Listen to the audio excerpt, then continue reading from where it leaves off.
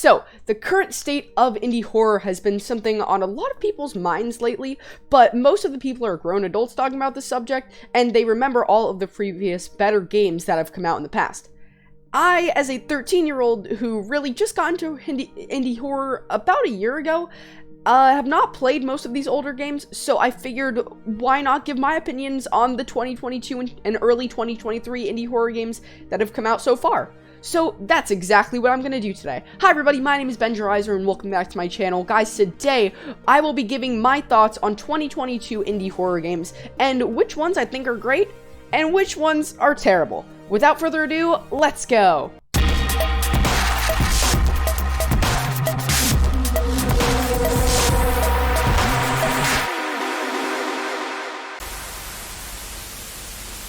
Alright, so to kick things off, we're talking about every 10-year-old's favorite game, Poppy Playtime.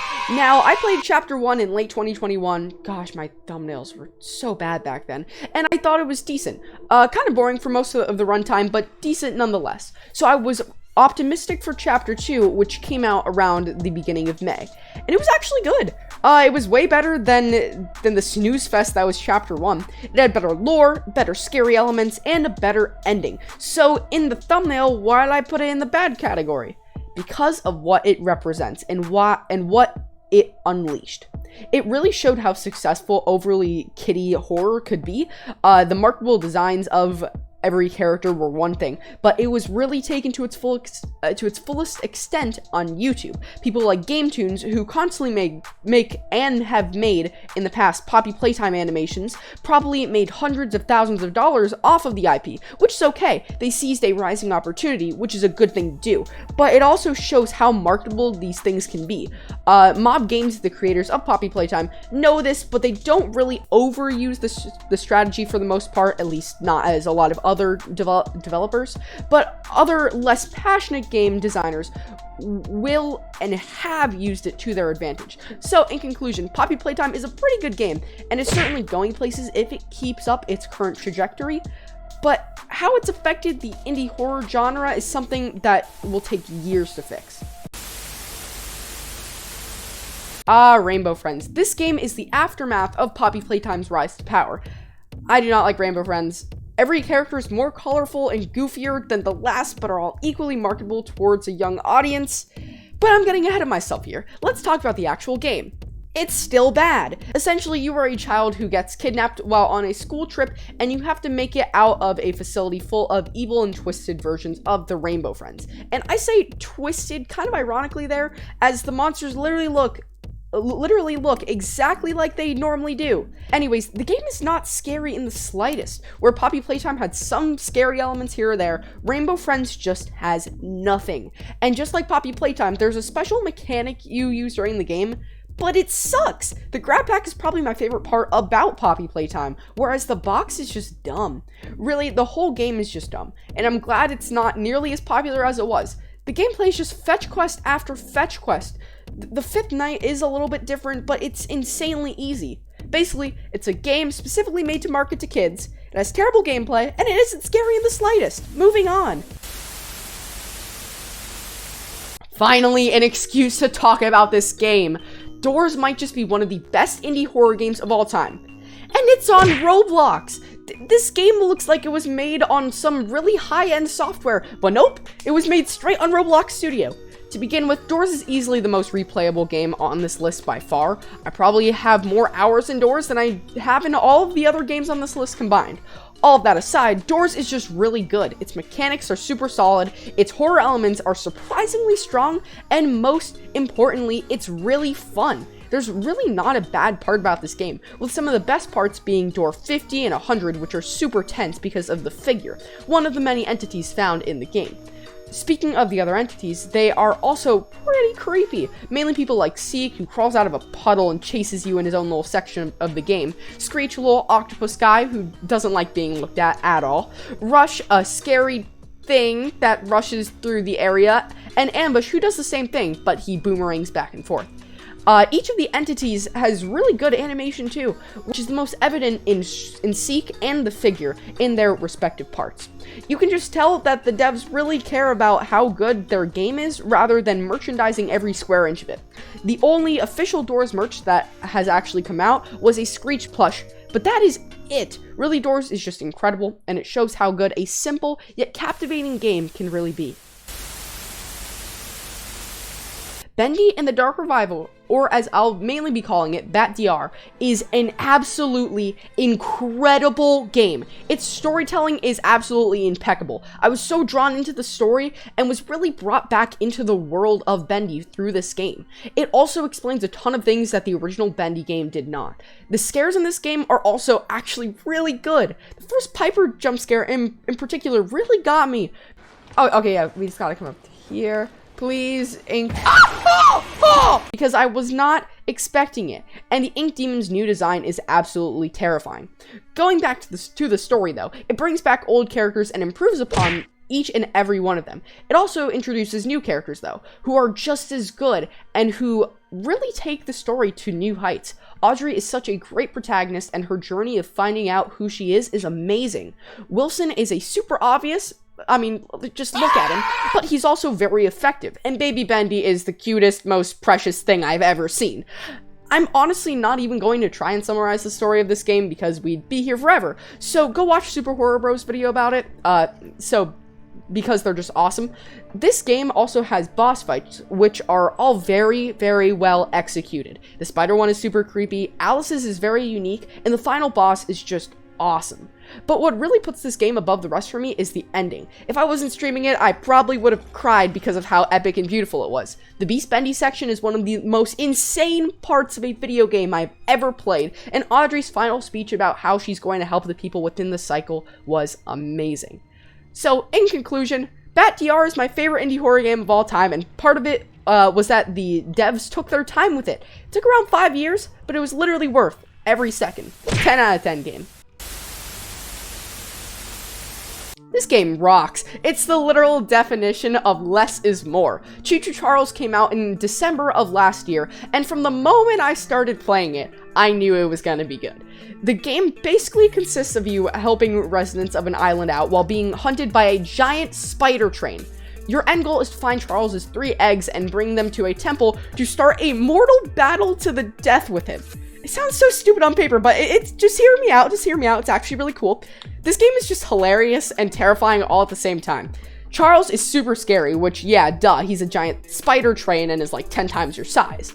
And his final form is also terrifying. But honestly, my favorite part of the game is just doing the quests for the residents of the island. It's like a super intense game of Animal Crossing. It's great. Just hearing all their stories and getting items from them is super interesting and different from every other game I've talked about today. And the ending is crazy. I'll just play my reaction to it. Did I get him? I won! I think I won! I won! Yeah! Take that, Charles! Paul's exploding bridge, yeah! Woo! Well, I mean, we're just killing him now. Let's go, wait, is that it? I think that's it. Oh! Oh, jeez.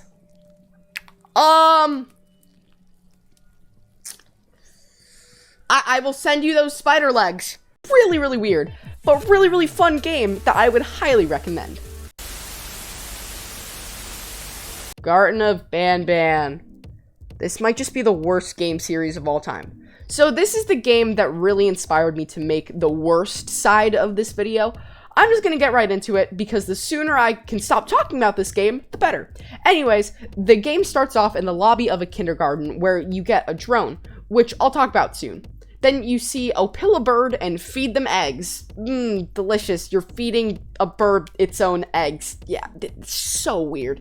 After that, you do a little puzzle. Opila bird chases you, and they fall into a dark pit below. Which is honestly one of the funniest things I've ever seen. It's literally probably the worst chase scene in any video game ever. Then you get on a lift where you meet Jumbo Josh. Basically, he burps and you both fall over, then the chapter ends. That's it. I literally described the entire game to you in probably 45 seconds. It sucks. First of all, the character designs suck. Jumbo Josh looks like he has a freaking watermelon for a head, and Opila Bird just looks so stupid. And the puzzles in this game are awful. They're so boring. And the drone. Don't even get me started on the freaking drone.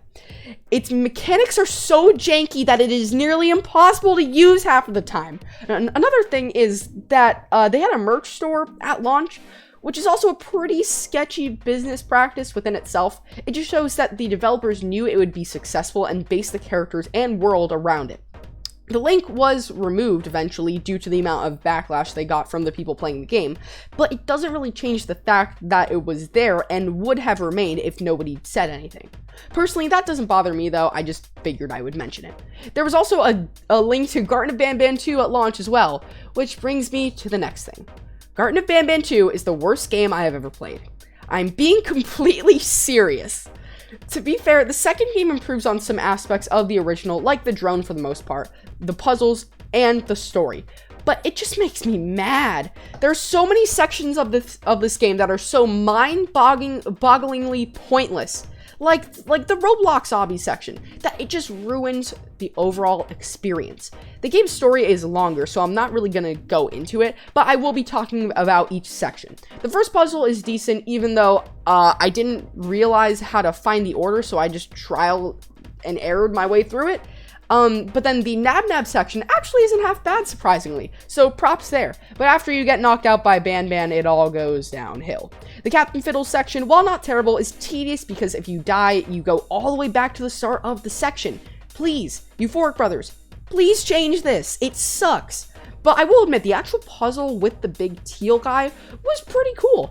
And then after a short Opila Bird chase, you go to Bambolina's schoolhouse, which would be good if it wasn't so tedious. Once again, it's not bad, but dying leads to you having to listen to her talk over and over and over again. However, the sections in between each lesson are actually really fun and creative. After this is the Baby Opila Bird section, which is once again just very tedious. Then there's the snail part, which is actually executed pretty well. You needing to get up close to her is actually really cool, and while it's not scary, it's very intense. After that, there is a cannonball minigame, which is just kind of meh. And then there's the worst part of the game, the parkour section. There is no reason for this section to exist, except for it to pad out the runtime. And the jumping mechanics are Hello Neighbor level bad. You can't jump, or you can't change jump direction in mid-air, making it stupidly difficult. But when you die, you feel so stupid and helpless, because in any other game, it would be so easy. Anyways, after beating this, Banban talks to you, and then the final chase ensues.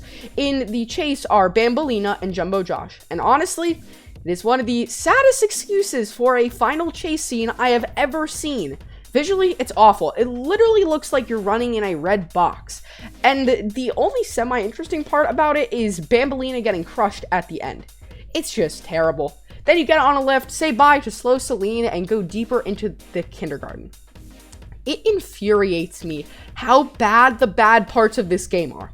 Some of the decent parts, like the Nab chase and the Slow Celine section, are the only things that make this game slightly better than the first. Yet, I think I like this one even less because it wasted my time.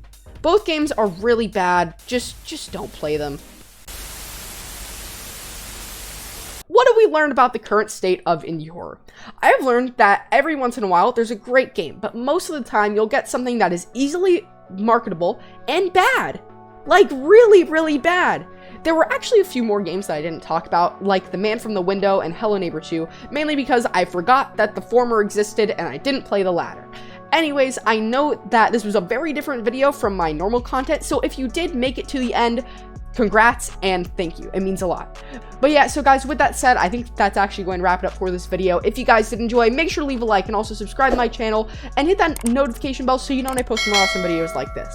Let me know your personal thoughts on these games in the comments down below. And as always, thank you all so much for watching, and I will see you guys next time. Bye!